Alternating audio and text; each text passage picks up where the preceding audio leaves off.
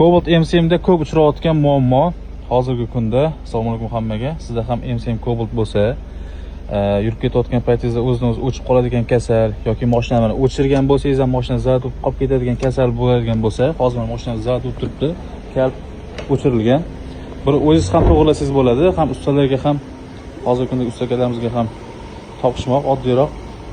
Ko'rayotgan bo'lsangiz pedal blokdan bo'lyapti. Relasi ignat qo'shib qo'yapti ularda. Mana bitta urasiz, mashina o'chadi. Bitta urasiz. Kompyuterga постоянно tok mashqda relidan ignat qolib ketyapti. Xudo xolasa mana shu relisini imkon bo'lsa original topish kerak. Hozir biz tekshirish uchun faqat bu relidan foydalanyapmiz. Shunda shu relini olib tashlaysiz. Hamda bu relini qo'yib olsangiz, faqat ustaxonaga borib yoki original reli topib olguncha любой do'konda sotadi universal reli 5 ta oyoqli.